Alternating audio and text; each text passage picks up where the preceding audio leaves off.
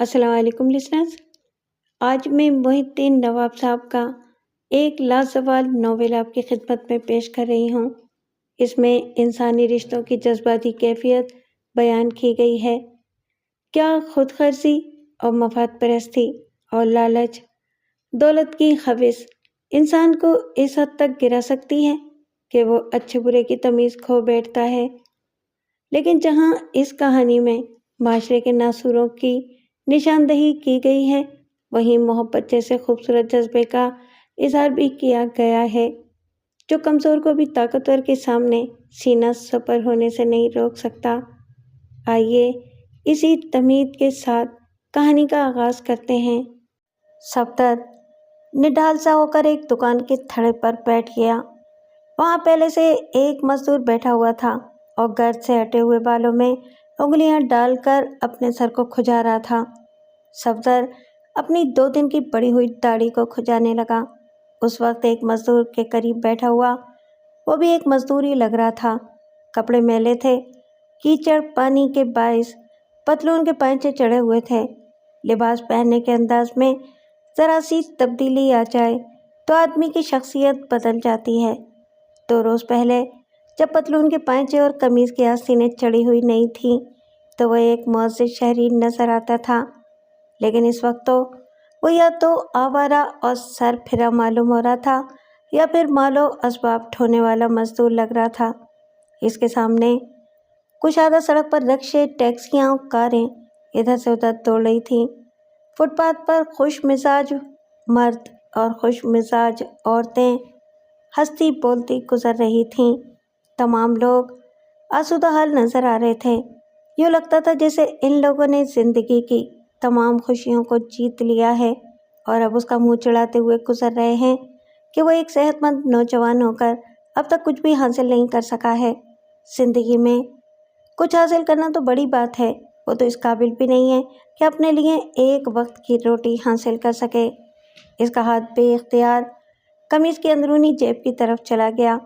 وہاں ایک تہہ کیا ہوا کاغذ رکھا ہوا تھا۔ وہ کوئی معمولی کاغذ نہیں تھا، یہ جرمن ٹیکنیکل کالج سے حاصل کیا ہوا ڈپلومہ تھا۔ یہ ڈپلومہ اس بات کا ثبوت تھا کہ وہ بہت سے ہنر جانتا ہے۔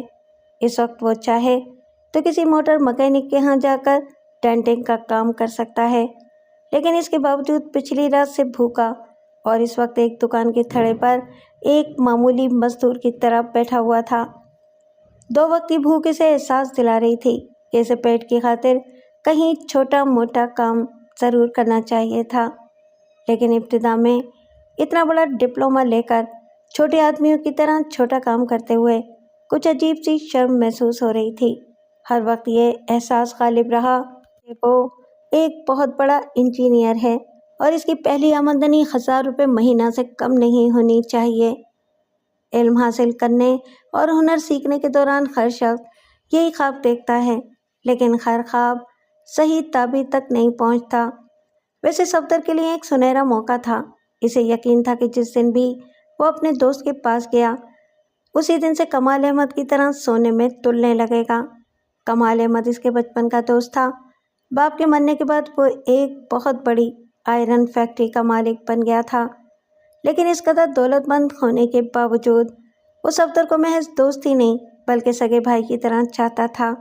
وہ ہر دوسرے تیسرے مہینے اس کے پاس آتا تھا، کسی کاروباری مقصد کے لیے نہیں بلکہ محض صفدر سے ملنے کے لیے۔ جب کبھی وہ یہاں آتا، صفدر کو اپنے ساتھ چلنے پر مجبور کرتا، لیکن وہ کمال کے ساتھ جا نہ سکا۔ حالات کچھ ایسے تھے کہ وہ دوست کے جذبے کی قدر نہ کر سکا۔ یہاں اس کے سامنے بہت سے مسائل تھے۔ اس کی بیوہ ماں گھر چھوڑ کر جانا نہیں چاہتی تھی۔ مرحوم خامد کی چھوڑی ہوئی تھوڑی سی زمین جائیداد تھی جس پر بڑا بیٹا اکبر علی قبضہ جمائے ہوئے تھا۔ چھوٹے بیٹے صفدر علی کے صرف تعلیمی اخراجات پورے ہو جایا کرتے تھے اور اکبر علی کے بگڑے ہوئے تیور بتا رہے تھے کہ وہ صفدر کو اس جائیداد میں سے 1 پائی بھی دینے کا روادار نہیں ہے، لیکن ماں کی نظروں میں دونوں برابر تھے، اسی لیے وہ یہاں رہ کر چھوٹے بیٹے کو اس کے جائز حقوق دلانے کی کوشش کرتی رہی تھی، لیکن قسمت کو یہ منظور نہیں تھا۔ پچھلے دنوں اس کی والدہ کا انتقال ہو گیا۔ بھائی اور بھاوج نے لڑ جھگڑ کر اسے نکال دیا۔ صفدر موم کا بنا ہوا نہیں تھا، وہ چاہتا تو بھائی کا گریبان پکڑ کر اپنا حق چھین سکتا تھا، لیکن اس نے ایسا نہیں کیا۔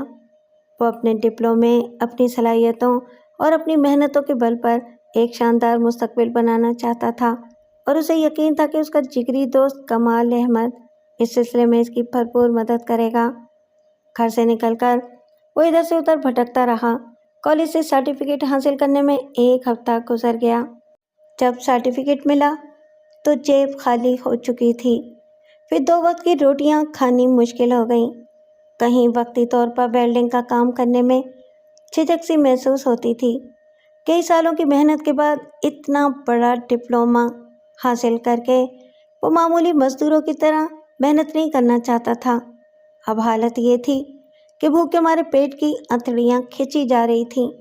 پہلے وہ نہیں جانتا تھا کہ بھوک کیسی ہوتی ہے، آج اسے پتہ چل رہا تھا۔ اگر جلدی کہیں سے پیٹ کی آگ نہ بجھائی گئی تو وہ 2 قدم چلنے کے قابل بھی نہیں رہے گا۔ آج اسے پتہ چل رہا تھا کہ 2 روٹیوں کی خاطر پڑھے لکھے نوجوان بوٹ پالش کیوں کرتے ہیں، معمولی مزدوروں کی طرح بوجھ کیوں اٹھاتے ہیں۔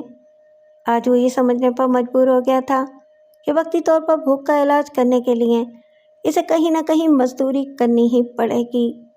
وہ تھڑے پر ایک مزدور کے قریب بیٹھا ہوا یہی سوچ رہا تھا کہ وہ 2 روز تک کسی دکان میں ویلڈنگ کا کام کرے گا، 2 دن میں اتنے پیسے ہو جائیں گے کہ وہ اپنا پیٹ بھی بھر سکے گا اور بس کا کرایہ دے کر کمال کے پاس بھی چلا جائے گا۔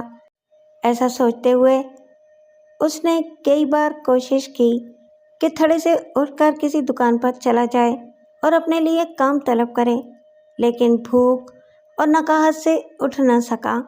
پھر یہی خیال اسے پریشان کر رہا تھا کہ کوئی کام دیتے ہی روٹیوں کے پیسے نہیں دے گا، پہلے کام کرائے گا، پھر 2-4 روپے گن کر اس کے ہاتھ پر رکھے گا۔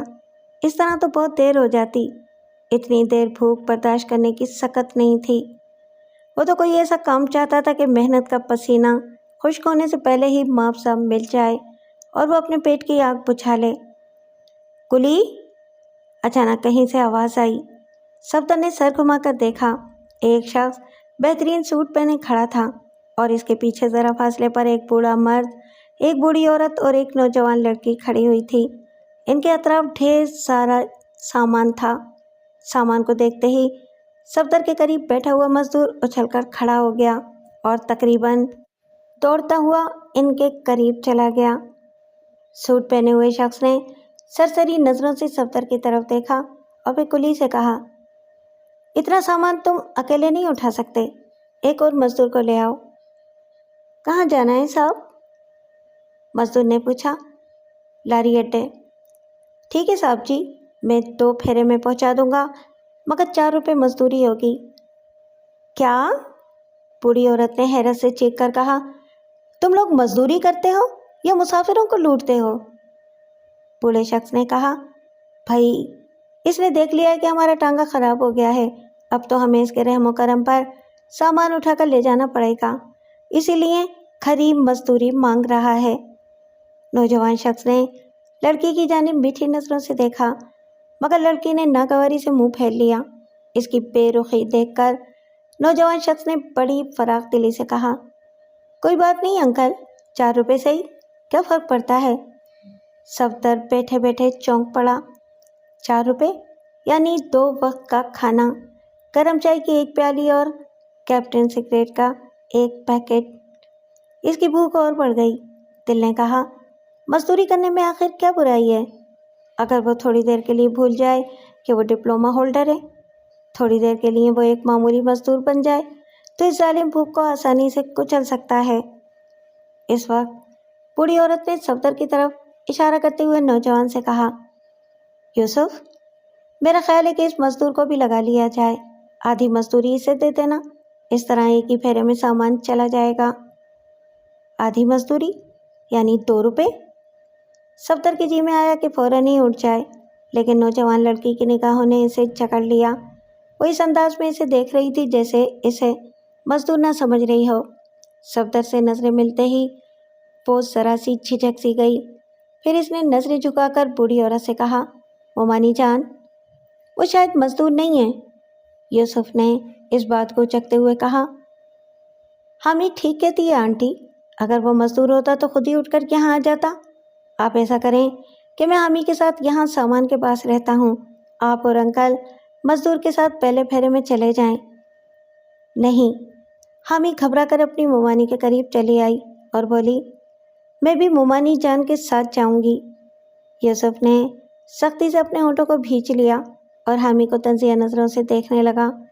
بوڑھے شخص نے گھور کر حامی کو دیکھا اور پھر یوسف سے کہا، ڈونٹ مائنڈ یوسف، حامی یہاں رہے گی، ہم سامان کے ساتھ جاتے ہیں۔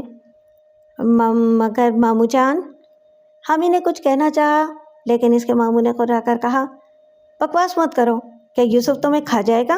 نان سینس۔ حامی اپنے ماموں کی قدرت پر سہم سی گئی۔ یوسف مسکراتے ہوئے کلی کے سر پر سامان رکھنے لگا۔ صفدر بڑی خاموشی سے ان کی طرف دیکھ رہا تھا۔ ان کی باتیں کچھ سنائی دے رہی تھیں اور کچھ ٹریفک کے شور میں گڈ مڈ ہو رہی تھیں۔ تھوڑی دیر میں حامی کے ماموں اور مومانی کلی کے ساتھ لاری اڈے کی طرف چلی گئیں اور وہ تنہا یوسف کے ساتھ فٹ پاتھ پر کھڑی رہ گئی۔ ان کے قریب ایک سوٹ کیس، ایک بستر اور ایک باسکٹ رہ گئی تھی۔ یوسف نے اسے تنزیہ نظروں سے دیکھتے ہوئے کہا، جانے من، کب تک مجھ سے کتراؤ گی؟ تمہارے ماموں سے سودا ہو چکا ہے، وہاں پہنچتے ہی تم میری ہو جاؤ گی۔ حامی گھبرا کر اپنے آپ کو دوپٹے میں چھپانے کی کوشش کرنے لگی، پھر وہ آہستہ آہستہ چلتی ہوئی تھڑے کے قریب آ گئی۔ صفدر اس کے لیے اجنبی تھا، لیکن پھر بھی ڈوبتے کو تنکے کا سہارا ہوتا ہے، شاید اسی لیے وہ غیر ارادی طور پر تھڑے کے قریب چلی آئی تھی۔ یوسف نے بڑی ناگواری سے صفدر کو دیکھا، پھر حامی سے دھیمی آواز میں کہا، بہتر یہی ہے کہ ہم آپس میں فرینک ہو جائیں۔ فرینک سمجھتی ہو؟ نہیں، تم تو انگریزی نہیں جانتی ہو، میرا مطلب ہے کہ ہمیں آپس میں بے تکلف ہو جانا چاہیے۔ حامی نے جھجکتے ہوئے ہچکچاتے ہوئے کہا، آپ کو راستے میں کھڑے ایسی باتیں کرتے شرم نہیں آتی؟ یوسف نے ہنستے ہوئے کہا، تمہیں شرم آتی ہے تو چلو کوئی بات نہیں، ہم تنہائی میں بیٹھ کر باتیں کر لیں گے۔ میں لعنت بھیجتی ہوں ایسی تنہائی پر۔ لعنت نہ بھیجو، اس نے معنی خیز انداز میں کہا، اسی تنہائی کے لیے تمہاری بولی دی ہے۔ حامی شرم سے سرخ ہو گئی، پھر وہ دوسری طرف منہ پھیر کر یک بیک رونے لگی۔ صفدر تھڑے سے اتر کر کھڑا ہو گیا، پھر وہ 2 قدم آگے بڑھ کر یوسف کے سامنے آ گیا اور بڑی نرمی سے بولا، چلیے میں آپ کا سامان پہنچا دیتا ہوں۔ یوسف نے اسے گھور کر دیکھا اور حقارت سے کہا، مجھے کسی مزدور کی ضرورت نہیں ہے، جاؤ یہاں سے۔ لیکن مجھے مزدوری کی ضرورت ہے۔ صفدر کے لہجے میں ایک چیلنج تھا۔ یوسف نے اسے سر سے پاؤں تک گھور کر دیکھا۔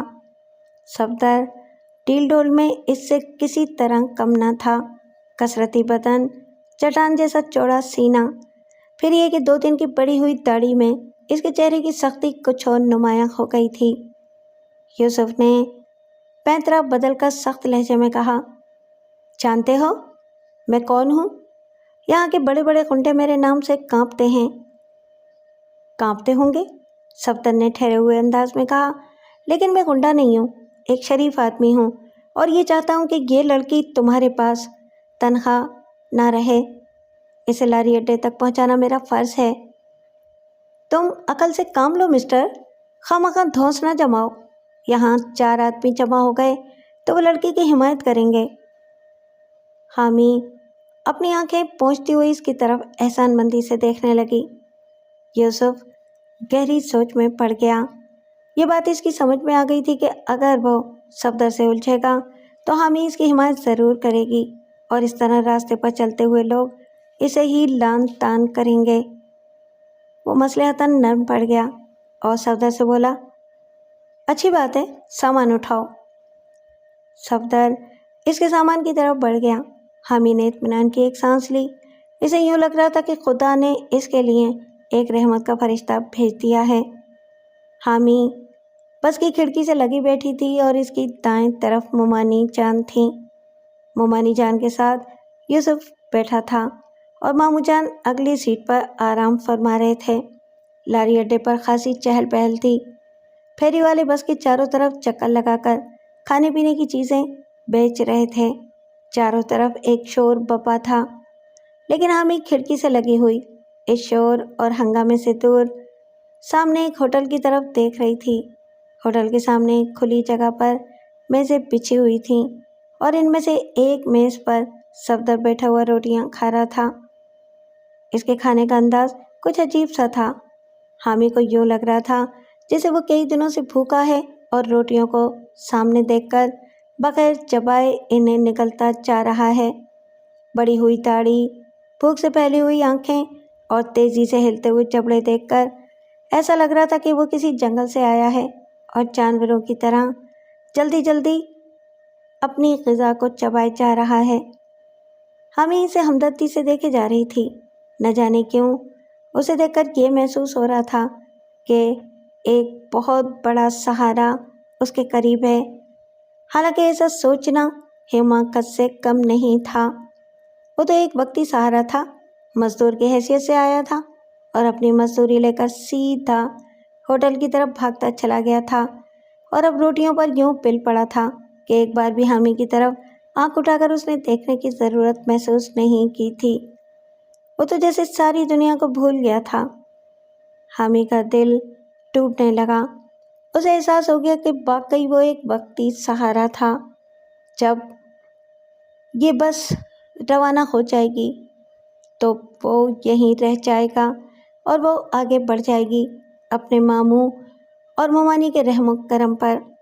تمام راستے یوسف کی حوث بھری نگاہوں کا شکار ہوتی رہے گی، اور جب یہ سفر ختم ہو جائے گا اور جب وہ منزل پر پہنچ جائے گی تو اس کی مرضی کے خلاف یوسف سے اس کا نکاح پڑھا دیا جائے گا۔ نکاح محض دنیا والوں کو سمجھانے کے لیے، کیونکہ سودا تو ہو چکا ہے۔ اس کے ماموں اور مومانی کے بس میں ہوتا تو وہ بغیر نکاح پڑھائے اسے یوسف کے حوالے کر دیتے۔ حامد کے دل میں آیا کہ وہ پھر رونا شروع کر دے، لیکن وہ پچھلے کئی دنوں سے اپنے رونے دھونے کا انجام دیکھ چکی تھی۔ ماموں اور مومانی کو اس پر ترس نہیں آیا تھا۔ دور کے رشتہ داروں نے بھی یہی کہا تھا کہ ماموں اور مومانی کو تمہاری بھلائی عزیز ہے، انہوں نے بچپن سے تمہاری پرورش کی ہے۔ ماں باپ زندہ ہوتے تو وہ بھی اسی طرح تمہارا گھر بسانے کے لیے سوچتے۔ سب نے یہی سوچا اور سب نے یہی کہا، لیکن کسی نے یہ نہیں کہا کہ یوسف ایک چھٹا ہوا بدمعاش ہے، شرابی ہے، جواری ہے اور کئی بار جیل جا چکا ہے۔ مرد کی برائیاں دیکھی نہیں جاتی، صرف اس کی کمائی دیکھی جاتی ہے۔ اور سب کے سب یوسف کے نوٹوں سے بھری ہوئی جیبوں کو دیکھ کر مطمئن ہو گئے تھے۔ حامد نے اپنے آنسوؤں کو روک لیا، صرف آب بھر کر رہ گئی۔ ماموں نے پلٹ کر اس کی طرف دیکھا اور پھر یوسف کو مخاطب کر کے کہا، نہ جانے یہ بس کب چلے گی، میرا تو موڈ آف ہو رہا ہے۔ یوسف نے ان کے قریب جھک کر آہستگی سے کہا، انکل یہ لاری اڈا ہے، یہاں کسی طرح موڈ ٹھیک ہوگا، بوتل بھی باسکٹ کے اندر رکھی ہوئی ہے۔ ماموں نے سرگوشی میں جواب دیا، تم فکر نہ کرو، باسکٹ اٹھا کر چلو، ہم کسی ہوٹل کے کیبن میں 2 گھونٹ پی لیں گے۔ جیسے آپ کی مرضی۔ یوسف مومانی کے پاس رکھی باسکٹ اٹھا کر بس کے باہر جانے لگا۔ ماموں بھی آہستگی سے اٹھ کر پیچھے ہو گئے۔ حامد ان کے ارادوں کو بھانپ گئی تھی کہ وہ کس مقصد کے لیے باسکٹ اٹھا کر جا رہے ہیں۔ مومانی ناگواری سے بڑبڑانے لگی، لعنت ہے ایسے نشے پر، سفر میں بھی چین سے نہیں بیٹھا جاتا۔ یوسف ماموں کے ساتھ باتیں کرتا ہوا ایک ہوٹل کے سامنے آ کر رک گیا۔ سامنے ہی صفدر ایک میز پر بیٹھا ہوا تھا۔ ایک ملازم اس کے آگے چائے کی پیالی رکھ کر چھوٹی پلیٹیں اٹھا رہا تھا۔ صفدر نے چائے کی پیالی اٹھا کر یوسف کو پکارتے ہوئے کہا، آئیے صاحب جی، چائے کی ایک ایک پیالی ہو جائے۔ ایک معمولی آدمی کو اس طرح بے تکلف دیکھ کر ماموں کی پیشانی پر شکنیں پھیل گئیں۔ انہوں نے یوسف سے پوچھا، یہ تو شاید وہی مزدور ہے جو ہمارا سامان لے کر آیا تھا۔ جی ہاں، یوسف نے جواب دیا، چھوٹے لوگوں کے منہ نہیں لگنا چاہیے۔ چلیے ہم کسی دوسرے ہوٹل میں چلیں۔ وہ ماموں کے ساتھ دوسری طرف چلا گیا۔ صفدر نے مسکراتے ہوئے چائے کی ایک چسکی لی تو اسے محسوس ہوا جیسے وہ یک بہ یک تازہ دم ہو گیا ہے۔ اس نے ترنگ میں آ کر ملازم سے کہا، اوئے چھوٹے، ایک کیپٹن کا سگریٹ پکڑ لے۔ چھوٹے نے فوراً یہ حکم کی تعمیل کی اور ایک سگریٹ لا کر اسے پکڑا دیا، ساتھ ہی دیا سلائی دکھا کر سگریٹ بھی جلا دیا۔ صفدر نے ایک لمبا کش لیا۔ چائے اور سگریٹ نے اس کی ساری تھکن دور کرتی تھی۔ وہ آہستہ آہستہ دھواں چھوڑنے لگا۔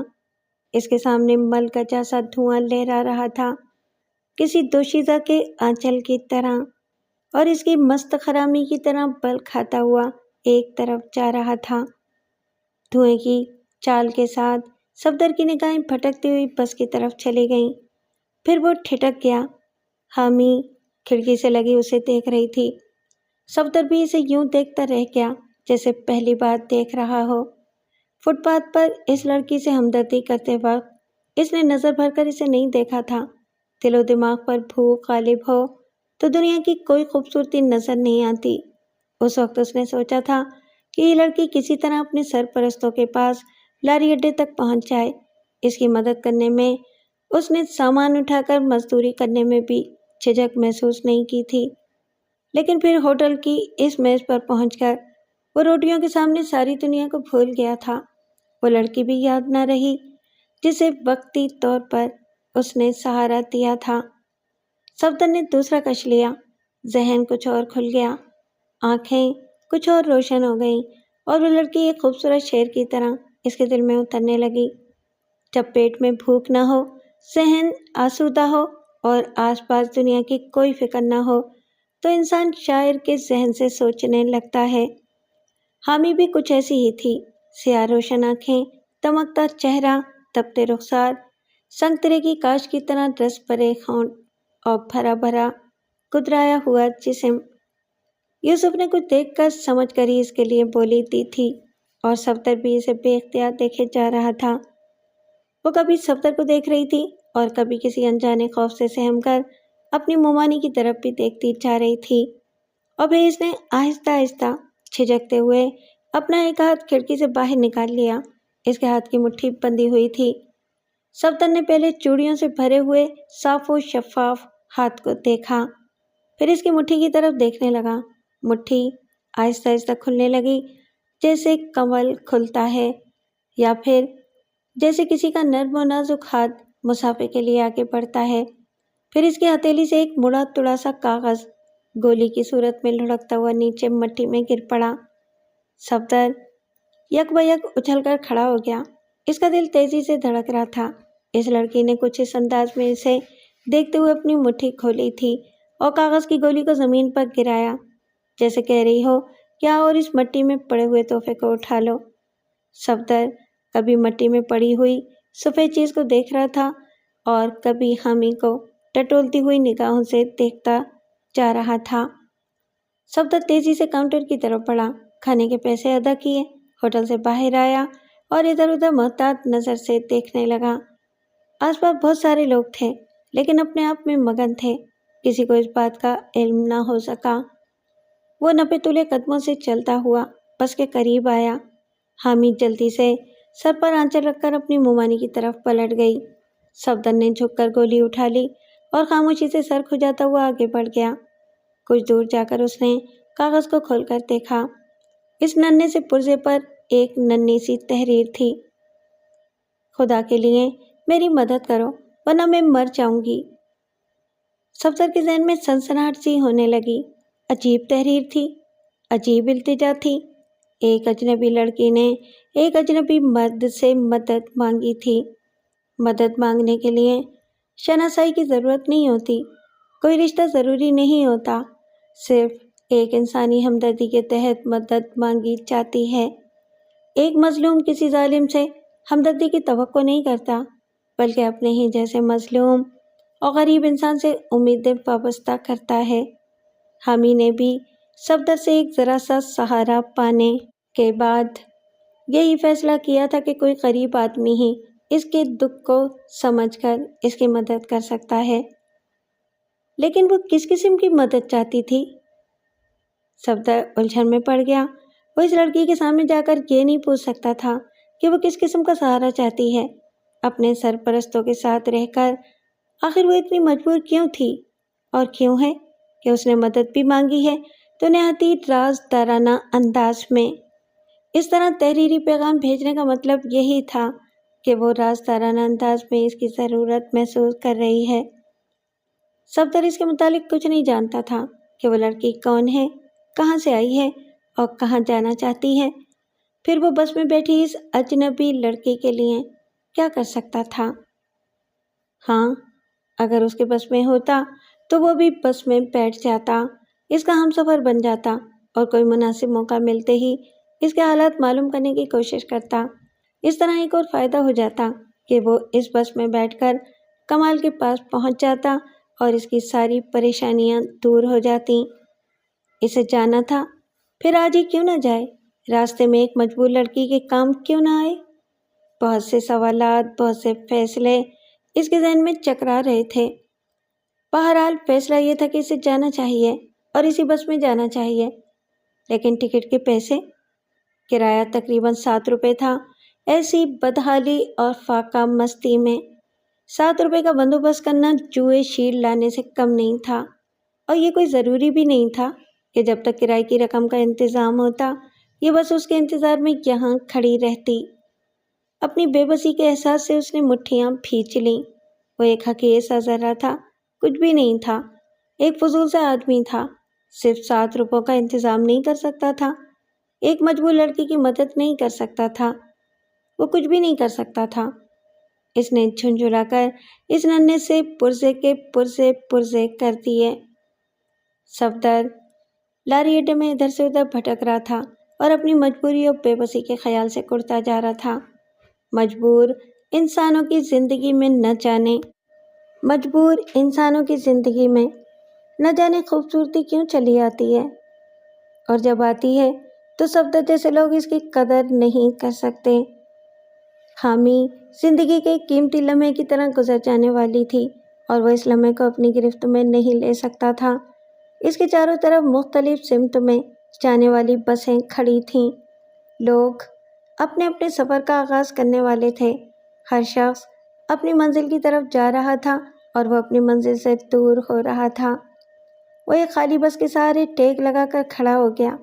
وہ حامی سے بہت دور چلا آیا تھا، لیکن چشم تصور میں اب بھی وہ نظر آ رہی تھی، اور اسے ایسا لگ رہا تھا جیسے وہ پکار پکار کر کہہ رہی ہے، خدا کے لیے میری مدد کرو ورنہ میں مر جاؤں گی۔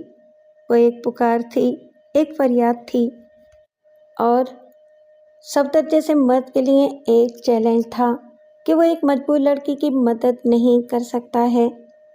بعض اوقات مردانگی کے جوہر دکھانے کے لیے بھی پیسوں کی ضرورت ہوتی ہے۔ دراصل اس کے سامنے فوری مسئلہ لڑکی کی مدد کا نہیں تھا بلکہ پیسوں کا تھا۔ وقت اتنا تھوڑا سا تھا کہ وہ محنت مزدوری کر کے بھی اتنی جلدی 7 روپے حاصل نہیں کر سکتا تھا۔ ایسے وقت کوئی جان پہچان کا آدمی بھی نظر نہیں آتا کہ اس سے قرض مانگ لیا جائے۔ کسی کی جیب سے بٹوا نہیں گرتا کہ چپکے سے اٹھا کر اپنے کام میں لایا جائے۔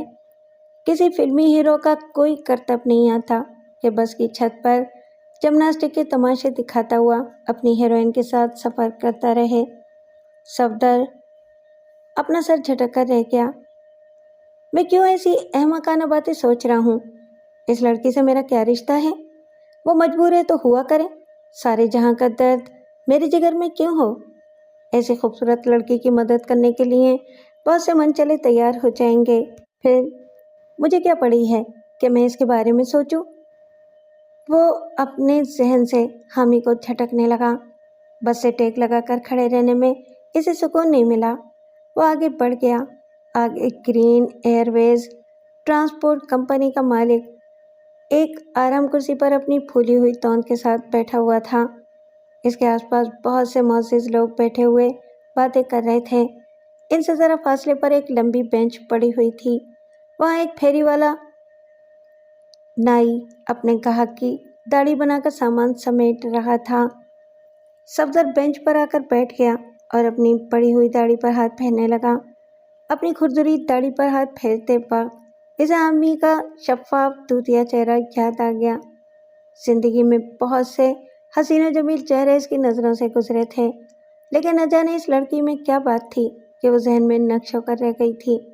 شاید اس لیے کہ وہ اس کا انتظار کر رہی تھی۔ زندگی میں آج تک کسی لڑکی نے اس کا انتظار نہیں کیا تھا، لیکن وہ کر رہی تھی۔ صفدر کو اپنی اہمیت کا احساس ہوا کہ کسی کی خوبصورت آنکھیں صرف اس کی رات تک رہی ہیں۔ بس میں ہر آنے والے کو صفدر سمجھ کر دیکھتی ہوں گی اور پھر مایوس ہو کر سر جھکا لیتی ہوں گی۔ وہ بے چینی سے پہلو بدلنے لگا۔ اسی وقت نائی نے ایک چھوٹا سا آئینہ اس کی طرف بڑھا دیا۔ اس نے چونک کر نائی کو دیکھا، پھر آئینے میں اپنی شکل دیکھی۔ چہرے پر عجیب سی وحشت تھی۔ اسے خود ہی اپنی شکل اجنبی سی لگی۔ اس نے اپنی جیب ٹٹول کر دیکھا، ایک چونی نکال کر نائی کے ہاتھ پر رکھتے ہوئے کہا، لو، یہ بھی کیوں رہے؟ کم از کم آدمی تو نظر آؤں۔ نائی ہنستے ہوئے اپنے باکس سے تولیہ نکالنے لگا۔ صفدر نے بھی دل میں کہا، اچھا ہے، جب تک داڑھی صاف ہوگی اس وقت تک بس بھی چلی جائے گی، پھر اس کے گم ہونے کا پچھتاوا رہ جائے گا، اور پھر یہ پچھتاوا بھی آہستہ آہستہ ختم ہو جائے گا۔ میں نے زندگی کی کتنی ہی ناکامیوں کو بھلا دیا ہے، یہ ناکامی بھی ایک داغ بن کر رہ جائے گی۔ وہ سوچتا رہا اور نہ ہی اس کی داڑھی صاف کرتا رہا۔ اس سے ذرا فاصلے پر بیٹھے ہوئے لوگ ابھی تک گرما گرم بحث میں الجھے ہوئے تھے۔ پھر صفدر کو پتہ چلا کہ وہ بسوں کی آمد و رفت کے متعلق بحث کر رہے ہیں، تو وہ توجہ سے ان کی باتیں سننے لگا۔ ایک شخص کہہ رہا تھا، میں کہتا ہوں کہ سیلاب کی خبروں سے خواہ دہشت طاری کی جا رہی ہے، ہمیں بسوں کو روکنا نہیں چاہیے، آگے راستہ ٹھیک ہے، نہ ہوتا تو نیو خان کی بسیں وہاں سے نہ آتی۔ دوسرے نے اعتراض کرتے ہوئے کہا، نیو خان کے ڈرائیور نے ہی یہ خبر سنائی ہے کہ چناب کا پانی بڑھ رہا ہے، راستے کے چھوٹے چھوٹے پل ڈوبنے ہی والے ہیں۔ پہلے آدمی نے جھلا کر کہا، ڈوبنے والے ہیں مگر ڈوبے تو نہیں ہیں، وقت سے پہلے ہی دہشت زدہ کر رہے ہو۔ یہ نہیں سوچتے کہ بسیں اسی طرح کھڑی رہیں تو ہزاروں روپے کی آمدنی ماری جائے گی، ملازموں کی تنخواہیں، انکم ٹیکس والوں کی رسمیں اور ٹریفک پولیس کو رشوتیں اپنی جیب سے دینا پڑیں گی۔ آرام کرسی پر بیٹھے ہوئے توند والے نے کہا، تم ٹھیک کہتے ہو، ہمارا بڑا نقصان ہو رہا ہے۔ بھائی، میری 1727 جانے کے لیے بالکل تیار کھڑی ہے، میں اسے چلتا کرتا ہوں۔ 1727 اسی بس کا نمبر تھا جس میں حامی بیٹھی ہوئی تھی۔ صفدر اس نمبر کو سنتے ہی چونک پڑا۔ حامی کا چہرہ پھر اس کی نگاہوں میں طلوع ہو گیا تھا۔ اس نے اپنے چہرے کو صاف کرنے کے بعد تولیے کو ایک طرف رکھ دیا۔ نائی اپنے کام سے فارغ ہو کر اپنا سامان سمیٹ رہا تھا۔ اسی وقت توند والے کے قریب بیٹھے ہوئے ایک نوجوان نے کہا، دراصل انتظامیہ کی کارکردگی ٹھیک نہیں ہے، ایسے حالات میں ہمیں پل پل کی خبر ملنی چاہیے کہ ٹرانسپورٹ سروس کے لیے کہاں کہاں سے راستے بند کیے گئے ہیں، لیکن کہیں سے کوئی اطلاع ہی نہیں مل رہی ہے، سب کے سب ناکارہ ہیں۔ ہمارے ملک میں یہی ہوتا ہے کہ پڑھے لکھے لوگ سڑکوں پر مارے مارے پھرتے ہیں اور جاہل اور نا تجربے کار لوگ افسر بن کر بڑی بڑی تنخواہیں لیتے ہیں۔ اس نوجوان کی باتیں ختم ہوتے ہی اچانک صفدر کے ذہن کو ایک جھٹکا سا لگا۔ وہ بھی تو تعلیم یافتہ ہو کر مارا مارا پھر رہا تھا۔ حالات نے اسے اس قدر بے بس کر دیا تھا کہ وہ ہر اعتبار سے قابل ہونے کے باوجود ضرورت کے وقت صرف 7 روپے حاصل نہیں کر سکتا تھا۔ یکایک اس کے ذہن میں بغاوت ابھری اور اس نے جوشیلے انداز میں کھڑے ہو کر کہا، آپ ٹھیک کہتے ہیں، یہاں تعلیم اور ہنر کی قدر کرنے والا کوئی نہیں ہے۔ سب لوگ اس کی طرف چونک کر دیکھنے لگے۔ کون ہو تم؟ ایک نے ناگواری سے پوچھا۔ وہ تیزی سے چلتا ہوا ان کے درمیان آ گیا اور اپنی جیب سے سرٹیفکیٹ نکال کر کہا، میں بھی اس ملک کا ایک تعلیم یافتہ نوجوان ہوں، میرے پاس جرمن ٹیکنیکل کالج کا ڈپلومہ موجود ہے، یہ آپ کو بتائے گا کہ میں کتنی صلاحیتوں کا مالک ہوں۔ اس نے ایک سوٹ والے کی گود میں اس ڈپلومے کو پھینک دیا۔ سوٹ والا اسے کھول کر پڑھنے لگا۔ صفدر نے چاروں طرف لوگوں کو دیکھتے ہوئے کہا، لیکن اتنی صلاحیتوں کے باوجود آج میں نے ایک کلی بن کر بوجھ اٹھایا ہے، اگر میں شہر پہنچ جاؤں تو یہ ڈپلومہ مجھے ہزاروں روپے کی ملازمت دلا سکتا ہے، لیکن کتنے افسوس کی بات ہے کہ وہاں تک جانے کے لیے میرے پاس ٹکٹ کے پیسے تک نہیں ہیں۔ ایک شخص نے ہنستے ہوئے کہا، بھائی واہ، بھیک مانگنے کا اچھا طریقہ نکالا ہے۔ صفدر نے بھنا کر کہا، قسم خدا کی میں بھیک نہیں مانگتا، اگر آپ رحم کھا کر کچھ دینا بھی چاہیں گے تو میں اسے قبول نہیں کروں گا، کیونکہ ایک ہاتھ میں سرٹیفکیٹ پکڑ کر دوسرے ہاتھ سے بھیک مانگنا صرف میری نہیں بلکہ میرے ملک کے تمام تعلیمی اداروں کی توہین ہے۔ صفدر نے بھیک لینے سے انکار کر دیا تھا، اس لیے لوگ اسے ایک نئی دلچسپی کے ساتھ دیکھنے لگے تھے۔ اس نے سوٹ والے سے اپنا سرٹیفکیٹ واپس لے کر کہا، میں آپ لوگوں کو صرف یہ حقیقت بتانا چاہتا ہوں کہ سرٹیفکیٹ محض ایک کاغذ کا ٹکڑا نہیں ہے۔ آپ ایک سادہ سے چیک پر دستخط کر دیں تو اس کی قیمت ہزاروں اور لاکھوں روپے تک پہنچ جاتی ہے۔ یہ سرٹیفکیٹ بھی ایک چیک ہے جس پر دستخط کرنے والے نے اس بات کا اعتراف کیا کہ اس میں میرے مرحوم باپ کے کمائے ہوئے ہزاروں روپے پوشیدہ ہیں۔ آپ ایک بینک کا کریڈٹ کارڈ لے کر کسی بھی پیٹرول پمپ میں یا کسی بھی تفریح گاہ میں اسے کیش کرا سکتے ہیں۔ کیا یہ سرٹیفکیٹ کسی فٹ پاتھ پر بھی کیش نہیں ہوگا؟ محنت کا سرمایہ وہاں بھی ہے اور محنت کا سرمایہ یہاں بھی ہے، پھر آپ لوگ اسے کاغذ کا ایک حقیر سا ٹکڑا کیوں سمجھتے ہیں؟ سوٹ والے نے متاثر ہو کر کہا، نہیں بھائی، میں اسے کاغذ کا ایک حقیر سا ٹکڑا نہیں سمجھتا، تمہارا یہ سرٹیفکیٹ قابل قدر ہے۔ صفدر نے کھلے ہوئے سرٹیفکیٹ کو بلند کرتے ہوئے کہا، اگر یہ قابل قدر ہے تو میں لاہور ضرور جاؤں گا، لیکن آپ لوگوں سے بھیک لے کر نہیں۔ میں اس قابل قدر سرٹیفکیٹ کو کسی قدردان کے پاس 10 روز کے لیے گروی رکھنا چاہتا ہوں، صرف 7 روپے میں۔ سب کے منہ حیرت سے کھل گئے، پھر سب ایک دوسرے سے کچھ نہ کچھ بولنے لگے۔ کوئی حیرت کا اظہار کر رہا تھا، کوئی ہمدردی ظاہر کر رہا تھا اور کوئی اس کا مذاقہ اڑا رہا تھا۔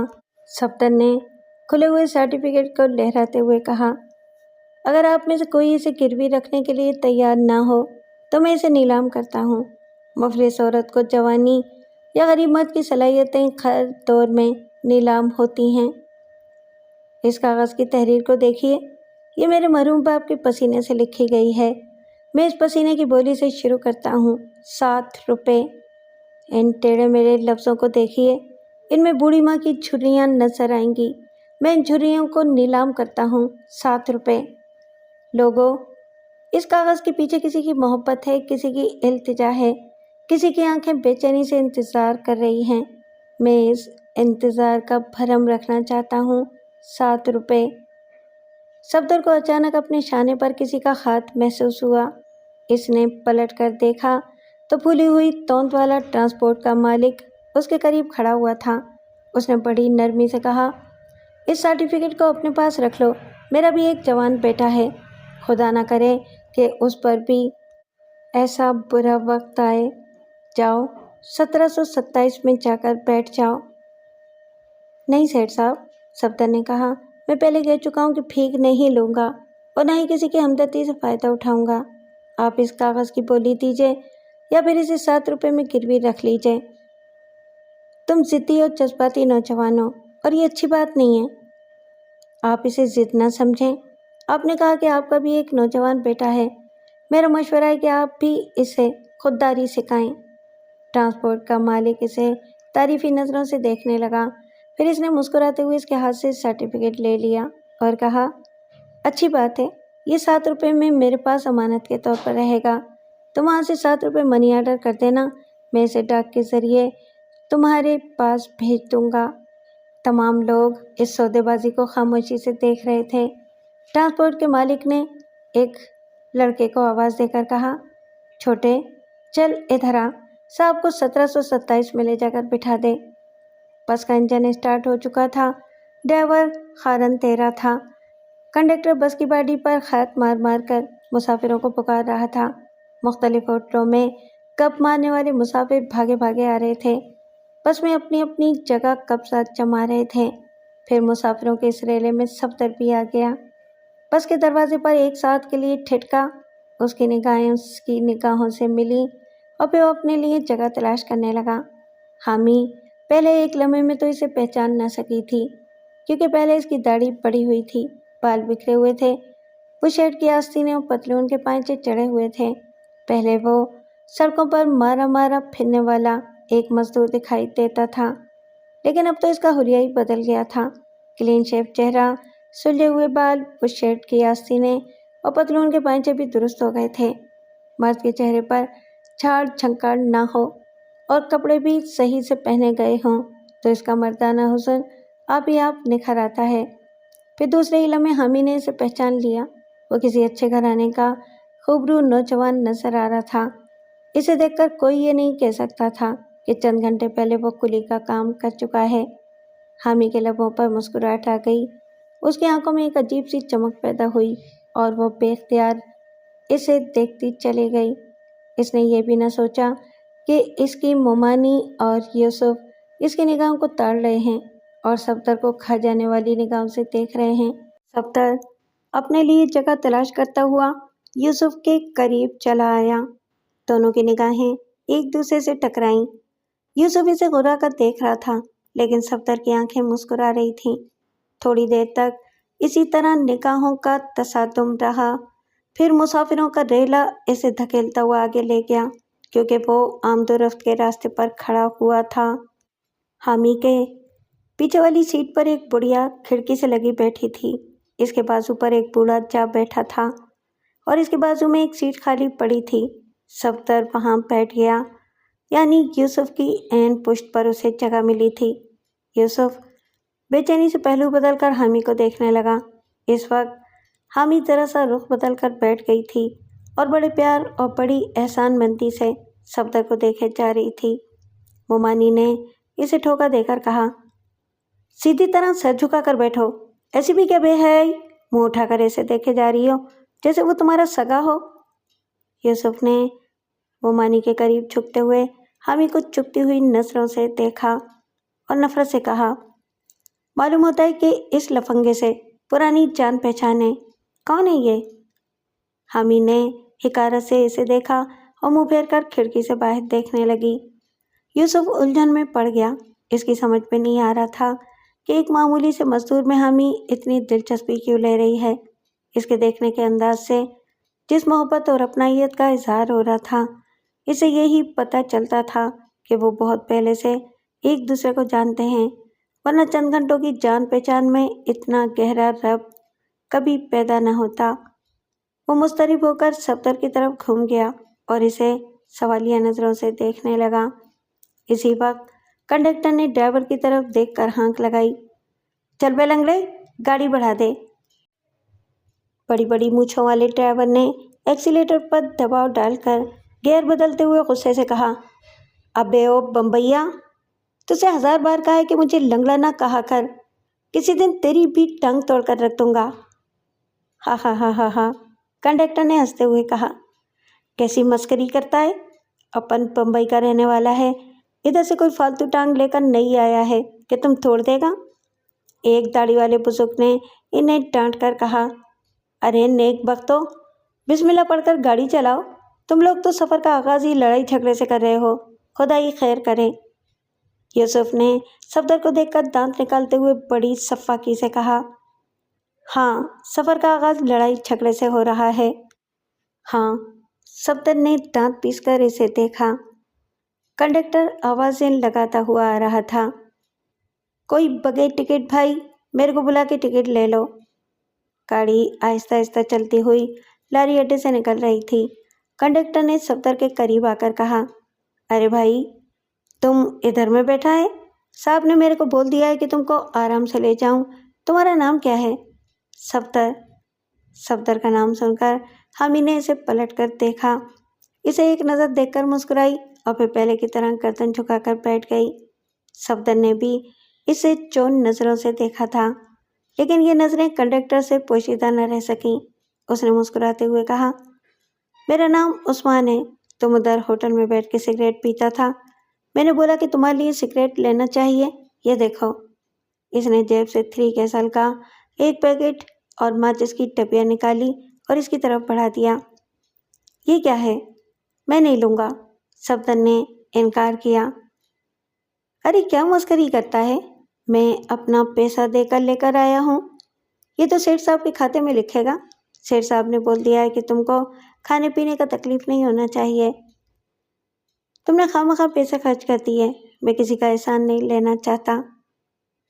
ارے تمہارے مگج میں بات کیوں نہیں آتا؟ ارے بابا تم اس کو نہیں لے گا تو سیٹھ میرے کو غصہ کرے گا، میرے کو نوکری سے نکال دے گا۔ ارے کیوں میرے پیٹ پر لات مارتا ہے؟ آس پاس کے لوگ ان کی طرف متوجہ ہو گئے تھے۔ ماموں، ممانی اور یوسف بھی انہیں دیکھ رہے تھے اور ہمیں بھی بار بار پلٹ کر ان کی باتیں سنتی جا رہی تھی۔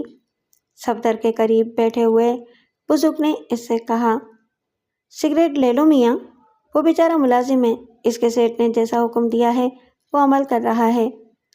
عثمان کنڈکٹر نے اپنی پیشانی پر ہاتھ مار کر کہا، ماں قسم میں اپنا زندگی میں ایسا آدمی نہیں دیکھا، تم لوگوں کو نہیں معلوم ہے یہ بہت بڑا آدمی ہے، اس کے پاس میں گورنمنٹ کا بہت بڑا کاغذ تھا، یہ بھائی ٹکٹ جانے کے لیے اس کاغذ کو 7 روپے میں نیلام بولتا تھا، بولو تم لوگوں نے کبھی ایسا آدمی دیکھا ہے؟ سب اسے حیرت سے دیکھنے لگے۔ ایک شخص نے تعجب سے پوچھا، بھائی تعجب ہے، وہ کس قسم کا کاغذ تھا؟ اگلی سیٹ سے وہی سوٹ والا اٹھ کر کھڑا ہو گیا، اس نے کہا، میں نے دیکھا ہے، وہ جرمن ٹیکنیکل کالج کا ڈپلومہ تھا، یہ شخص بہت ہی قابل انجینئر ہے، اپنے حالات سے مجبور ہو کر اتنی بڑی صنعت کو صرف 7 روپے میں نیلام کر رہا تھا۔ یوسف اسے حیرت سے، حسد سے اور نفرت سے دیکھ رہا تھا۔ اسے یہ جان کر صدمہ ہوا تھا کہ وہ ایک معمولی مزدور نہیں ہے۔ عثمان نے ٹھنڈی سانس لی اور حامی کی طرف دیکھ کر کہا، محبت کے واسطے آدمی اپنا سب کچھ نیلام کر دیتا ہے۔ حامی جھینپ کر دوسری طرف دیکھنے لگی۔ سب تک گھبرا کر عثمان کو سوالیہ نظروں سے دیکھ رہا تھا۔ عثمان نے ہنستے ہوئے اس کے قریب جھک کر آہستہ سے کہا، ماں قسم چھوکری ایک دم فرسٹ کلاس ہے، تم یہ سگریٹ نہیں لے گا تو ابھی میرا زبان کھل جائے گا۔ ارے کاہے کو میری زبان کھلواتا ہے؟ میں تیرا دشمن نہیں ہے، میرے سے دوستی بولے گا تو فائدے میں رہے گا۔ یہ کہہ کر اس نے سگریٹ کا پیکٹ اور ماچس کی ڈبیا اس کے گود میں رکھ دی۔ صفدر نے حامی کی طرف دیکھا، وہ نہیں چاہتا تھا کہ یہ مسخرہ کنڈکٹر کوئی ایسی ویسی بات کہے اور حامی بدنام ہو جائے، اس طرح یوسف وغیرہ کو بھی اس کے خلاف بولنے کا موقع مل جائے گا۔ لہٰذا عثمان کی زبان کو بند رکھنے کے لیے اس نے مجبوراً سگریٹ کے پیکٹ کو قبول کر لیا۔ عثمان نے خوشی سے لہکتے ہوئے کہا، اے مولا بھائی، کیا لنگڑے کے مافک گاڑی چلاتا ہے؟ دونوں ٹانگ والا آدمی کا مافک دوڑاتا کیوں نہیں؟ ٹھمک ٹھمک کر چلنا ہی گوری، اس نے کچھ اس انداز میں مٹک کر کہا، بس کے تمام مسافر کے کہل لگانے لگے۔ اوہ تیرا کھانا خراب ہو، مولا بخش نے بڑبڑاتے ہوئے گاڑی کی رفتار بڑھا دی اور پھر ریکارڈنگ کے لیے سوئچ کو آن کر دیا۔ بس کی محدود فضا میں آرکیسٹرا گونجنے لگا۔ کچھ لوگ توجہ سے گانا سن رہے تھے اور کچھ لوگ آپس میں باتیں کر رہے تھے۔ حامی سر کو جھکائے خاموش بیٹھی تھی۔ صفدر اپنی سیٹ پر بیٹھا سگریٹ کے کش لگا رہا تھا۔ وہ دونوں بظاہر خاموش تھے اور ایک دوسرے سے دور تھے، لیکن گیت کے بول کچھ ایسے تھے کہ وہ خیالات کی دنیا میں ایک دوسرے کے بالکل قریب آ گئے تھے۔ اچانک کڑکڑاہٹ کی آواز سن کر صفدر چونک گیا۔ یوسف اس کی طرف کینہ توز نظروں سے دیکھتے ہوئے ایک لمبے سے چاقو کو کھول رہا تھا۔ چاقو کڑکڑاہٹ کی آواز کے ساتھ کھلتا جا رہا تھا۔ آس پاس کے تمام مسافر اسے سہمی نظروں سے دیکھ رہے تھے۔ چاقو کا تیز اور نوکیلا پھل چمک رہا تھا، لیکن کوئی خاص بات نہ ہوئی۔ یوسف اپنی گود میں رکھے ہوئے ایک سیب کو اٹھا کر اسے چاقو سے کاٹ کاٹ کر کھانے لگا۔ یہ صفدر کے لیے ایک خاموش چیلنج تھا، وہ بھی سیب کی طرح ٹکڑے ٹکڑے ہو سکتا تھا۔ وہ سرائے عالمگیر پہنچے تو شام کی تاریکی پھیل چکی تھی۔ یہاں بس آدھے گھنٹے کے لیے روک دی گئی تاکہ مسافر کھانے پینے سے فارغ ہو جائیں۔ لوگ بس سے اتر کر قریب کے ایک ہوٹل میں جانے لگے۔ ماموں نے اپنی جگہ سے پلٹ کر یوسف سے کہا، چلو تمہاری آنٹی اور حامی کے لیے روٹیاں لے آئیں۔ میرا یہاں موجود رہنا ضروری ہے، آپ جا کر روٹیاں لے آئیں۔ وہ اپنی جیب سے روپے نکال کر ماموں کو دینے لگا۔ اسی وقت عثمان کنڈکٹر نے بس کے دروازے سے چلا کر کہا، ارے صفدر بھائی، تم ادھر چپ سے کیوں بیٹھا ہے؟ ادھر میں آؤ نا۔ صفدر اٹھ کر کھڑا ہو گیا۔ جانے سے پہلے اس نے حامی پر ایک بھرپور نظر ڈالی۔ وہ سر جھکائے ہوئے بیٹھی تھی۔ صفدر محض یوسف کو جلانے کے لیے حامی کی طرف دیکھ رہا تھا۔ پھر اس نے طنزیہ نظروں سے یوسف کو دیکھا اور تیزی سے قدم بڑھاتا ہوا عثمان کے ساتھ بس سے باہر چلا گیا۔ عثمان نے دانت پیستے ہوئے کہا، اس کی موت اسے یہاں کھینچ لائی ہے۔ حامی سہم کر اسے دیکھنے لگی۔ وہ جانتی تھی کہ یوسف خون خرابے کا عادی ہے۔ کسی کو قتل کر دینا اس کے لیے معمولی سی بات ہے۔ ماموں نے کہا، میرا خیال ہے کہ اس لفنگے سے نہ ہی اٹھو تو بہتر ہے۔ لڑکی ہماری ہے، بدنامی بھی ہماری ہوگی۔ مومانی نے گھور کر حامی کو دیکھا اور پھر کہا، اسی کی وجہ سے وہ سر پر چڑھتا جا رہا ہے، مجھے سب پتا ہے۔ یہ مسکرا مسکرا کر اسے دیکھتی رہتی ہے۔ ماموں نے بھی غصے سے اسے دیکھا اور پھر اپنی بیگم سے کہا، ذرا صبر کرو، یہ سفر ختم ہو جائے پھر میں گھر پہنچ کر اس کی خبر لوں گا۔ بے شرم کہیں کی، ہمیں ذلیل کر رہی ہے۔ حامی سہمے ہوئے انداز سے ایک طرف سمٹ گئی تھی اور سر جھکائے ان کی لان تان سن رہی تھی۔ یوسف نے اپنی جگہ سے اٹھتے ہوئے کہا، چلیے ہم بھی ہوٹل چلیں، وہاں سے ان کے لیے روٹیاں بھجوا دیں گے۔ ماموں اس کے ساتھ بس سے باہر آ گئے۔ باہر ایک میز پر صفدر، عثمان اور ڈرائیور مولا بخش روٹیاں کھا رہے تھے۔ عثمان نے یوسف کو وہاں سے گزرتے دیکھ کر صفدر سے کہا، سالا چھٹا ہوا بدماش لگتا ہے، تم کو گھڑی گھڑی گھور کے دیکھتا ہے، تم بولو تو سالے کا پٹرا کر دے گا۔ نہیں، صفدر نے جواب دیا، میں لڑائی جھگڑا نہیں کرنا چاہتا، وہ خواہ میرا دشمن بن گیا ہے۔ ارے اپنے آپ دشمن کیسے بنے گا؟ تم ہم سے چھپاتا ہے صفدر بھائی، صاف کیوں نہیں بولتا؟ یہ لڑکی کا معاملہ ہے۔ ہاں؟ صفدر نے چونک کر اسے دیکھا اور پھر سر جھکا کر مسکرانے لگا۔ ڈرائیور مولا بخش نے اس کے شانے پر ہاتھ مار کر کہا، دوست، اگر لڑکی بھی تمہیں چاہتی ہے تو پھر تم پرواہ نہ کرو، وہ بدماش تمہارا کچھ نہیں بگاڑ سکے گا۔ عثمان نے میز پر ہاتھ مار کر کہا، ادھر بمبئی میں اپن یہی دھندا کرتا تھا، تم فکر مت کرو، ہم لڑکی کو اٹھا کر تمہارے گھر میں پہنچا دے گا۔ صفدر نے ہاتھ اٹھا کر کہا، تم لوگ اس انداز میں نہ سوچو، اس میں لڑکی کی بدنامی ہوگی اور میں اس کی بدنامی کسی صورت میں گوارا نہیں کر سکتا۔ جب سے میں نے اسے دیکھا ہے مجھے یہی محسوس ہو رہا ہے کہ وہ صرف میری محبت ہی نہیں ہے بلکہ میری عزت بھی ہے۔ میں ایک شریف آدمی ہوں اور شرافت کی حدود میں رہ کر ہی اسے اپناؤں گا۔ عثمان نے منہ لٹکا کر کہا، جا یار، شرافت سے کام کرے گا تو نقصان میں رہے گا۔ نہیں، مجھے اپنے آپ پر اعتماد ہے، جس چیز کو میں حاصل کرنے کا فیصلہ کرتا ہوں اسے حاصل کر کے رہتا ہوں۔ ویسے فی الحال ایک موقع کی تلاش میں ہوں لیکن وہ موقع نہیں مل رہا ہے۔ عثمان نے چونک کر پوچھا، کیسا موقع؟ ارے ہم سے بولو نا، چھپاتا کیوں ہے؟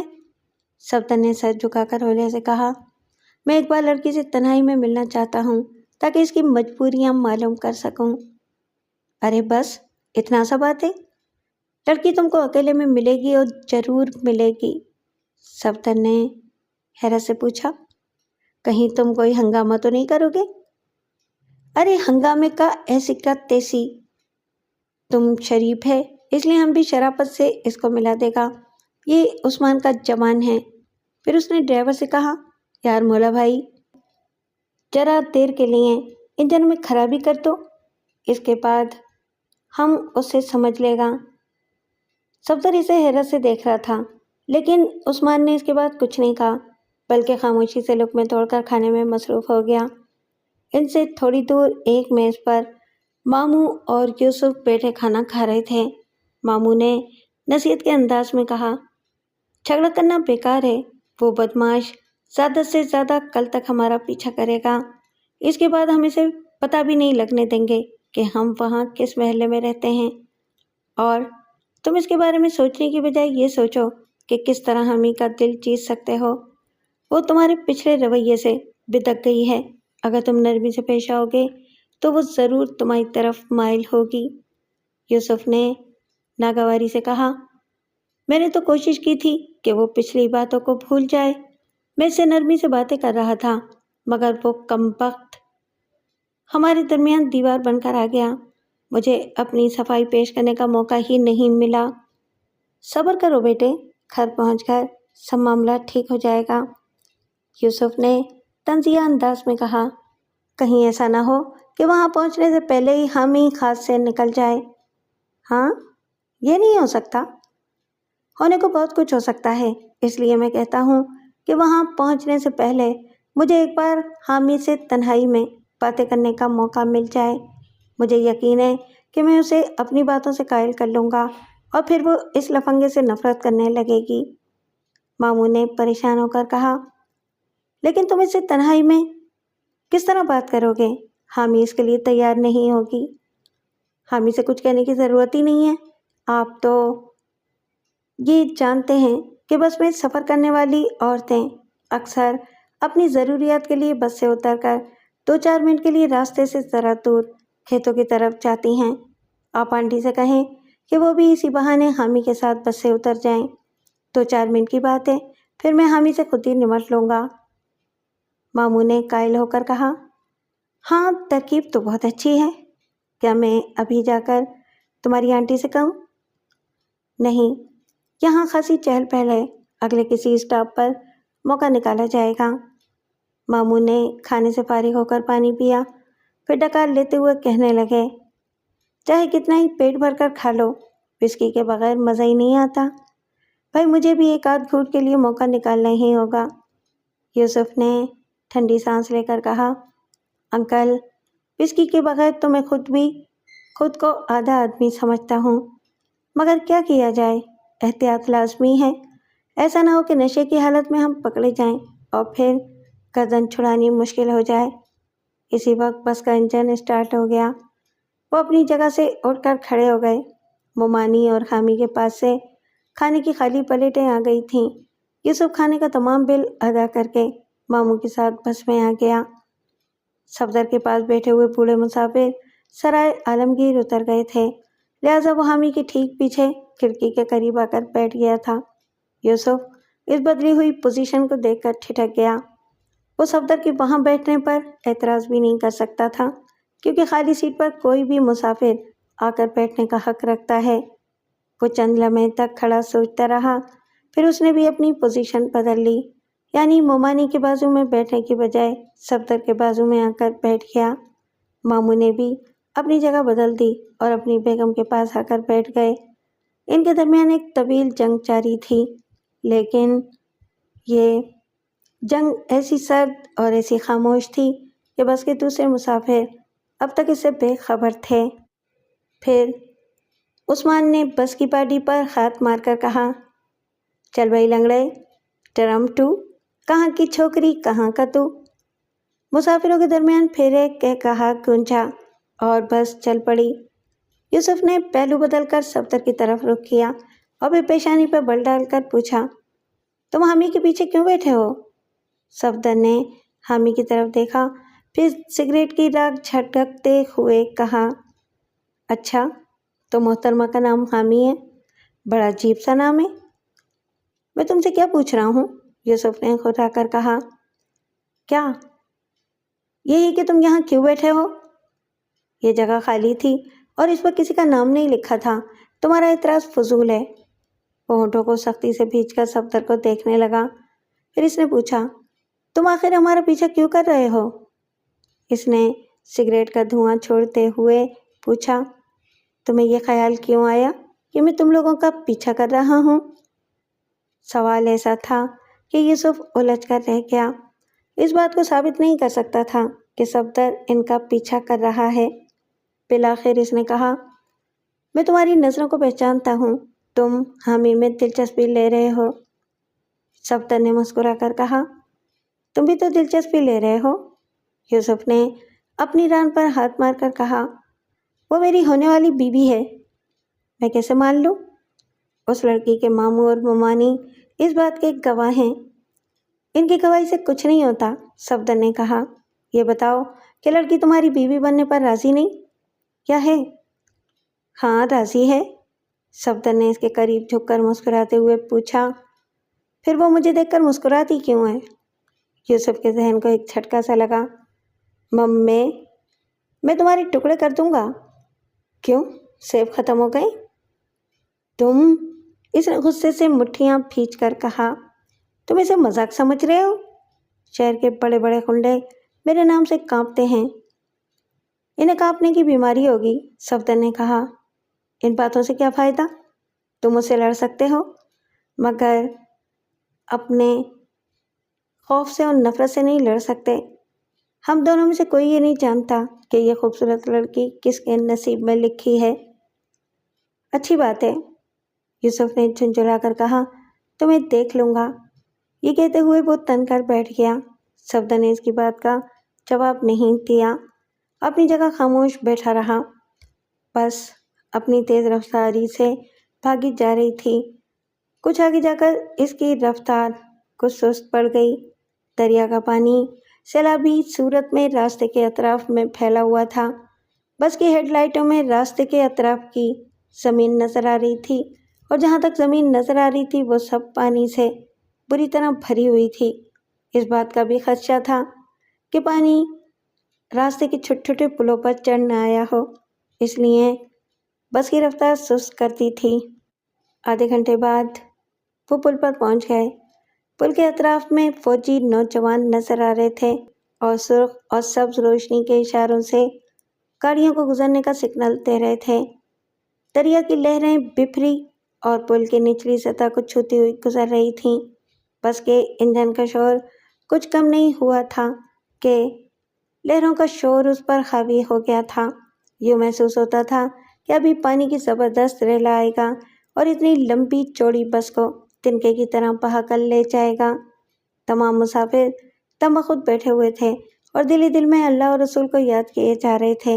مومانی نے خوف کے مارے اپنے خاوند کے بازو کو مضبوطی سے تھام لیا۔ ان کے انداز سے یوں ظاہر ہو رہا تھا کہ اگر ڈوبنے کا وقت آیا تو وہ اپنے ساتھ خاوند کو بھی لے ڈوبیں گی۔ انہوں نے بڑبڑاتے ہوئے کہا، مجھے معلوم ہوتا کہ پانی اتنا چڑھ گیا ہے تو میں کبھی نہ آتی۔ ان کی بات کا کسی نے جواب نہیں دیا۔ حامی اپنی جگہ سہمی ہوئی تھی اور وہ کھڑکی سے باہر دیکھنے سے کترا رہی تھی۔ پھر آہستہ آہستہ پل گزر گیا تو اس کی جان میں جان آئی اور وہ دوپٹے سے اپنے چہرے کا پسینہ پونچھنے لگی۔ اسے ابھی اس حقیقت کا علم نہیں تھا کہ وہ تمام مسافروں کے ساتھ سیلابی لہروں کے درمیان آ پھنسی ہے۔ آگے چند فلنگ کے بعد 2 چھوٹے پل تھے۔ پہلے پل سے کچھ فاصلے پر آ کر بس رک گئی۔ اس کے آگے 2 بسیں پہلے سے رکی ہوئی تھیں اور پل پر سے گزرنے کے لیے سگنل کا انتظار کر رہی تھیں۔ کئی گھنٹوں کے بعد سگنل مل رہا تھا۔ ایک وقت میں ایک ہی بس کو گزرنے کی اجازت دی جا رہی تھی، یعنی ادھر سے ایک بس پل پار کر کے آتی تو ادھر سے ایک بس آگے بڑھ جاتی۔ 2 گھنٹے کے بعد 1727 کو گزرنے کی اجازت ملی۔ یہ پل بھی کسی طرح گزر ہی گیا، لیکن دوسرے پل سے گزرنا نصیب نہ ہوا۔ پانی کے شدید بہاؤ سے پل کا درمیانی حصہ ٹوٹ گیا تھا۔ فوجی جوانوں کے سگنل نے اس بس کو آگے بڑھنے سے روک دیا۔ 2 پلوں کے درمیان بس کھڑی ہو گئی۔ اب نہ تو وہ آگے جا سکتی تھی اور نہ پیچھے مڑ سکتی تھی۔ اگرچہ بس موڑنے کے لیے کافی جگہ تھی، لیکن راستے کے دونوں کناروں کی مٹی سیلاب کی وجہ سے نرم اور قدرے دلدلی ہو گئی تھی۔ بس کو موڑتے وقت دلدلی زمین میں پہیوں کے دھس جانے کے امکانات تھے۔ اس کے علاوہ یہ علاقہ فوج کے دائرہ عمل میں تھا۔ مولا بخش سگنل کے بغیر اپنی مرضی سے ڈرائیوری نہیں کر سکتا تھا۔ بس کے تمام مسافر کھڑکیوں اور دروازوں سے باہر دیکھنے لگے۔ تاریکی کی وجہ سے کچھ نظر نہیں آ رہا تھا۔ مولا بخش نے ہیڈ لائٹس بجھا دی تھیں، پھر اس نے انجن بھی بند کر دیا۔ ذرا دیر کے لیے گہرے سکوت کا احساس ہوا، پھر سیلابی لہروں کا شور چاروں طرف سے سنائی دینے لگا۔ دور، بہت دور، تقریباً 200 گز کے فاصلے پر روشنی نظر آ رہی تھی۔ وہاں فوجی جوان اپنے کاموں میں مصروف تھے اور یہاں گہرے اندھیرے میں بس کے مسافر آنکھیں پھاڑ پھاڑ کر دیکھنے کی کوشش کر رہے تھے۔ کبھی کبھی بجلی چمک جاتی تو آسمان پر سیاہ بادل کے ٹکڑے نظر آ جاتے تھے۔ عثمان بس سے اتر کر سڑک پر آ گیا تھا۔ دوسرے چند مسافر بھی سڑک پر آ کر ماحول کا جائزہ لینے لگے۔ پانی راستے سے دور تھا اور راستہ کافی اونچائی پر تھا، اس لیے فی الحال سیلاب کی لپیٹ میں آنے کا کوئی خطرہ نہیں تھا۔ لوگوں کو تسلی ہو گئی۔ وہ سگریٹیں سلگا کر پینے لگے اور آپس میں ہنسنے بولنے لگے۔ بس میں بیٹھی ایک عورت نے اپنے خاوند کے کان میں کچھ کہا۔ خاوند اٹھ کر کھڑا ہو گیا، عورت بھی اٹھ گئی اور اس کے پیچھے پیچھے چلتی ہوئی بس سے اتر کر دور سڑک پر چلنے لگی۔ یوسف نے ماموں کو اشارہ کیا، ماموں نے اپنی بیگم کو اشارہ کیا اور بیگم حامی کے قریب جھک کر سرگوشی میں کچھ کہنے لگی۔ نہیں، حامی نے کہا، مجھے اندھیرے میں جاتے ہوئے ڈر لگتا ہے۔ اے لڑکی، میں تو ساتھ چل رہی ہوں، ڈر کاہے کا؟ چل، نخرے نہ کر۔ مومانی اٹھ کر کھڑی ہو گئیں۔ مجبوراً حامی کو بھی اٹھ کر ان کے ساتھ جانا پڑا۔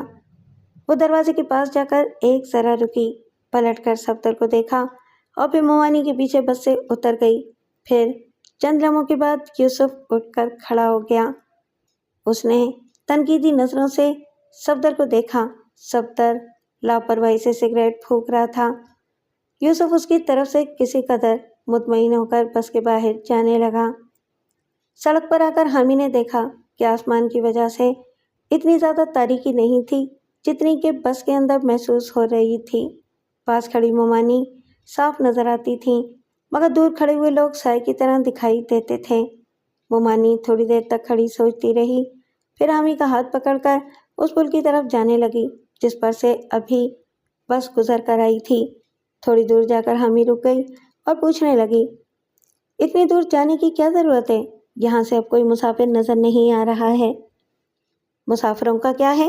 مومانی نے کہا، ادھر کوئی بھی بھٹک کر آ سکتا ہے، ذرا اور آگے چلو۔ وہ اس کا ہاتھ کھینچتی ہوئی چلنے لگی۔ رات، تاریکی، گہرا سناٹا۔ حامی کو ڈر لگ رہا تھا۔ بس کے مسافر دور دور تک نظر نہیں آ رہے تھے۔ اس نے اپنا ہاتھ جھٹک کر کہا، میں آگے نہیں جاؤں گی، مجھے ڈر لگتا ہے۔ مومانی نے اسے گھور کر دیکھا، پھر کچھ سوچ کر نرم پڑ گئیں۔ اچھا، تم یہاں ٹھہر جاؤ، میں اس درخت کے پاس جاتی ہوں۔ انہوں نے ایک درخت کی طرف اشارہ کیا اور آگے بڑھ گئیں۔ حامی سڑک کے کنارے تنہا رہ گئی۔ مومانی شاید درخت سے بھی آگے چلی گئی تھیں کیونکہ اب وہ نظر نہیں آ رہی تھیں۔ کوئی بھی نظر نہیں آ رہا تھا۔ اس سناٹے میں صرف مینڈکوں کے ٹررانے کی آوازیں آ رہی تھیں۔ حامی سے تنہا نہیں رہا جا رہا تھا۔ وہ آہستہ آہستہ درخت کی جانب بڑھنے لگی تاکہ مومانی کے زیادہ سے زیادہ قریب رہ سکے، لیکن درخت کے پیچھے مومانی نہیں تھی۔ اس نے گھبرا کر آواز دی، مومانی جان۔ مومانی کی طرف سے جواب نہ ملا، البتہ ایک آہٹ سن کر وہ چونک گئی۔ اس نے پلٹ کر دیکھا، چند قدموں کے فاصلے پر ایک سایہ نظر آ رہا تھا۔ کون ہو تم؟ وہ بوکھلانے لگی۔ میں ہوں یوسف۔ وہ قریب آ گیا۔ کیوں، ڈر گئی؟ حامی نے ایک قدم پیچھے ہٹ کر پوچھا، آپ یہاں کیوں آئے ہیں؟ تم سے 2 باتیں کرنے۔ میں کوئی بات نہیں کرنا چاہتی۔ ضد نہ کرو حامی، میں اتنا برا آدمی نہیں ہوں جتنا کہ تم سمجھتی ہو۔ برے نہیں ہو، اس لیے اس روز میری عزت سے کھیلنا چاہتے تھے۔ اس روز میں نشے میں تھا، مجھ سے غلطی ہو گئی، آئندہ ایسی غلطی نہیں ہوگی، اسے بھول جاؤ اور میری محبت کا جواب محبت سے دو۔ میں تمہارے لیے دنیا کی تمام خوشیاں اکٹھی کر دوں گا۔ مجھے دنیا کی ساری خوشیاں نہیں چاہیے، میں اپنا فیصلہ پہلے ہی سنا چکی ہوں۔ یوسف کی پیشانی پر بل پڑ گئے۔ اس نے پوچھا، کیا یہ تمہارا آخری فیصلہ ہے؟ ہاں۔ اس کا مطلب یہ ہے کہ وہ 2 ٹکے کا کلی۔ اس کا مطلب یہ ہے کہ وہ 2 ٹکے کا کلی تمہیں پسند آ گیا ہے؟ حامی نے کوئی جواب نہیں دیا۔ یوسف آگے بڑھتے ہوئے بولا، تم مجھے بھی پسند کرنے لگو گی، میں ایسے بہت سے گر جانتا ہوں۔ وہ ایک قدم پیچھے ہٹ کر کہنے لگی، خبردار، میرے قریب نہ آنا ورنہ میں چیخنے لگوں گی۔ اندھیرے میں चाकू की आवाज़ कड़कड़ाई। दम भर के लिए हामी की सांस रुक सी गई। चीखने से पहले ही तुम्हारे टुकड़े कर दूंगा, उसने बड़ी सफाकी से कहा, फिर इसे पकड़कर अपनी तरफ खींच लिया। वो मारे खौफ के थर थर कांप रही थी। यूसुफ ने उसके चेहरे पर झुकते हुए कहा, सीधी उंगली से घी नहीं निकलता, लोग ठीक ही कहते हैं। फिर अब मैं वही करूँगा जो चाहता हूँ। इसकी बात अधूरी ही रह गई। अचानक इसे चाकू वाले हाथ पर किसी की मजबूत गिरफ्त महसूस हुई। फिर इसके संभलने से पहले ही किसी ने एक झटके से इसे खींच लिया था। इसलिए वो अपना तवाज़ुन संभाल न सका और रास्ते के किनारे कीचड़ और पानी में जा गिरा। चाकू इसके हाथ से छूटकर न जाने अंधेरे में कहाँ जा पड़ा था। मैं टुकड़े कर दूंगा, वो गुर्राते हुए इधर उधर कीचड़ पर हाथ मारकर चाकू तलाश करने लगा, मगर चाकू नहीं मिला। वो झुंझुलाकर सड़क की तरफ आया। सामने खड़े हुए साई ने अचानक लात चलाई। यूसुफ के मुंह पर एक जबरदस्त ठोकर पड़ी और वो उलटकर फिर कीचड़ में चला गया। वो हाथ पांव मारता हुआ फिर उठा। मैं जानता हूँ तुम कौन हो, कुली के बच्चे, मैं तुम्हें जिंदा नहीं छोड़ूंगा। वो लड़खड़ाते हुए कीचड़ से बाहर निकलने लगा। हामी एक तरफ सेमी हुई खड़ी थी। यूसुफ की ज़ुबान से कुली का जिक्र सुनकर उसका चेहरा खिल गया। कुछ भी हो, उसने अजनबी पर एतमाद किया था और वह इस एतमाद का भरम रख रहा था। इसे बचाने के लिए कमाल चालाकी से लड़ रहा था। यानी आप सड़क के किनारे खड़ा हुआ था और यूसुफ को कीचड़ से निकलने का मौका नहीं दे रहा था। इसी वक्त मामू की आवाज़ सुनाई दी। ये क्या हो रहा है? मामू की आवाज़ सुनकर मोमानी भी दूर एक दरख्त की आड़ से निकल आई। मामू ने सफ्तर के करीब पहुंचकर कहा, तुम गुंडे हो, बदमाश हो, मेरी लड़की पर डोरे डालते हो और मेरे लड़के को मारते हो। मैं अभी तमाम मुसाफिरों को बुलाऊंगा और इसका फैसला करूंगा और तुम्हें जेल भिजवाऊंगा। ये झूठ है, हामी ने कहा। मैं लोगों से कहूँगी कि बदमाश ये नहीं बल्कि आपके यूसुफ साहब हैं। तू चुप रहे, मोमानी ने डांट कर कहा। मैं चुप नहीं रहूँगी, वो मोमानी से उलझ पड़ी। मामू उसे में हामी की तरफ बढ़े। इस वक्त यूसुफ फिर हाँफते लुढ़कते हुए कीचड़ से निकल कर आ रहा था। सफ्तर ने मामू को पकड़ा और इसकी तरफ धक्का दे दिया। अरे अरे, मामू यूसुफ से टकराए और इसे लिए हुए कीचड़ में गिर पड़े। इतने में उस्मान वहाँ आ गया।